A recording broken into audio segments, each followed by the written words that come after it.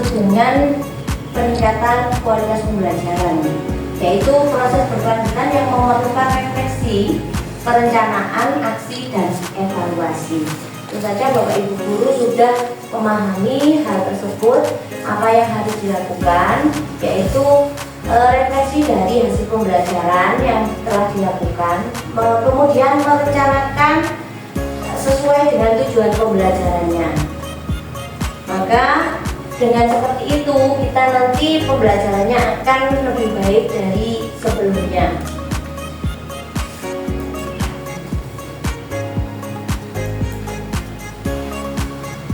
Nah, refleksinya dengan cara mengevaluasi kekuatan dan kelemahan dalam praktik pembelajaran. Apa yang kurang perlu diperbaiki dan apa yang sudah berarti menjadi suatu tindak lanjut seperti yang belum dipelajari, belum dikuasai oleh anak-anak. Berarti intinya kita harus melakukan remedial dalam pembelajaran secara berulang-ulang. Di sini referensinya dari mana ya? Menganalisis hasil pembelajaran dari siswa tersebut.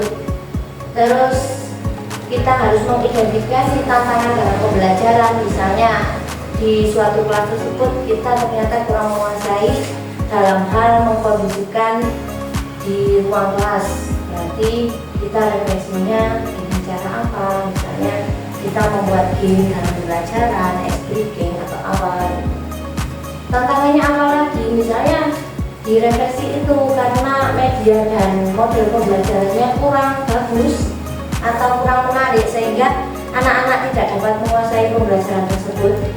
Maka apa yang perlu kita lakukan dengan membuat media pembelajaran? Tidak hanya membuat, kita berinovasi, misalnya memodifikasi juga boleh. Nah, merefleksikan strategi metode yang digunakan. Selanjutnya, perencanaan.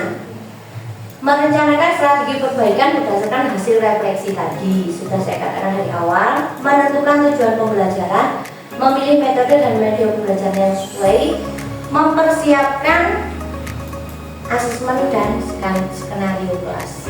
Berarti kita itu gimana? Apakah kita membuat pertanyaan dulu? Itu malah dulu, pengawas dulu itu lebih bagus. Kita membuat indikatornya terlebih dahulu, terus kita membuat butir-butir soalnya, boleh tes tulis maupun kita membuat soal asesmen awal. Itu lebih baik daripada kita nantinya tidak mencapai tujuan pembelajaran. Aksinya tentu saja pembelajaran dalam kelas, mengubah strategi yang sudah direncanakan. Nanti kita berada di kelas tersebut, kita tidak membawa alat, tidak punya rencana, begitu datang kita membawa hanya satu buku dan sebagainya. Itu menjadikan kita kadang-kadang menjadi pengarang yang indah, seperti sirkus gitu ya. Oh ya, seperti ini, anak-anak seperti ini. Kalau kita sudah merencanakan dari awal dengan baik, maka pelaksanaan aksi dalam kelas ini kita seperti sebuah membuat skenario yang bagus di dalam kelas, menarik dan menantang sehingga anak-anak itu terbawa oleh pembelajaran kita dengan baik. Dan di sini ada juga kan sudah menciptakan suasana kelas belajar dan aktif. Anak-anak ini dipancing untuk membuat suatu pertanyaan, menjawab pertanyaan seperti itu, jangan sampai kelasnya pasif. Jadi di sini anak-anak ini ditarik untuk menjadi pemikir yang yang kritis dan kreatif gitu ya. Karena di PBD-nya juga kita kan ditantang untuk pemikiran yang kritis. Anak-anak ini berpikir kritis dengan cara apa? Seperti itu. Dihadapkan dengan kenyataan yang ada di lingkungan sekitar juga bisa pertanyaan-pertanyaan kritis itu. Terus pengelola waktu dan sumber daya dengan efektif. Intinya kita harus mempunyai batasan waktu dalam pembelajaran. Anak-anak ini nanti dari tujuan awal pembelajaran kita tuliskan di papan atau di slide juga bisa. Jadi ini nanti pembelajaran ini dari pukul sekian sampai sekian anak-anak sudah melaksanakan kegiatan yang seperti ini. Jadi terstruktur seperti itu. Jangan sampai nanti kita dalam pembelajaran waktunya lebih molor atau lebih cepat. situ perlu adanya observasi dan evaluasi. Nah, kalau kita observasi secara karakter, kita juga bisa dengan membuat sebuah angket, kita tuliskan, kita lihat dalam proses pembelajaran tersebut. Nah, instrumennya itu kan kita sudah umur, jadi asesmennya akan formatif. Jadi setiap TP-nya kita, kadang-kadang TP-nya itu kita harus sudah membuat tes formatif 3 TP atau 2 TP ya. Biasanya beberapa tes formatif tersebut kita gabungkan menjadi tes formatif yang sudah kita laksanakan di akhir semester ini. Mencatat interaksi guru dan siswa itu maksudnya anak-anak ini kepatuhannya bagaimana, disiplinnya bagaimana, terus hasilnya bagaimana. Tujuan pembelajaran ini kita tujuannya sesuai apakah karakternya, apakah tujuan kognitifnya atau psikomotoriknya, seperti itu.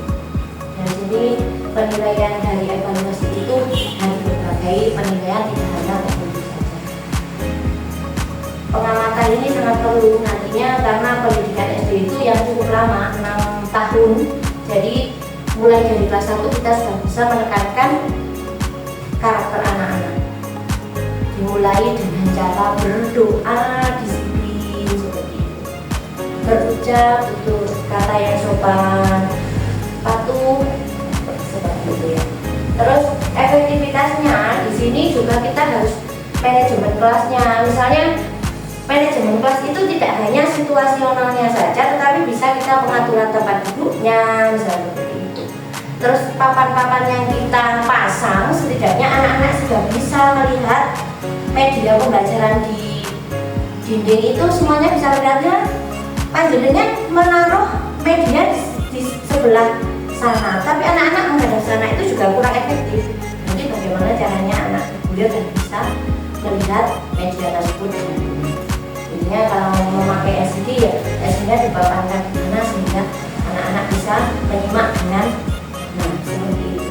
Manajemen kelas ini juga perlu adanya situasi ruangan kelas yang memadai, tidak hanya media atau modelnya saja, tapi kita harus memperhatikan misalnya atapnya di ruang kelas itu bocor apa tidak, di dinding ruangannya di sini itu layak apa tidak, seperti itu, pintunya seperti itu dan lain sebagainya. Itu menurut satgasnya termasuk ini. Perlu adanya umpan di sini, makanya setiap kali itu diminta administrasi dalam pembelajaran itu, sehingga kita nanti bisa hasilnya bagaimana anak-anak dalam semester ini, umpan baliknya seperti itu, karena ada suatu catatan dari perencanaan, pelaksanaan, tindak lanjutnya, nanti masalah-masalah apa yang dihadapi dalam pembelajaran tersebut dibicarakan dari hasil evaluasi.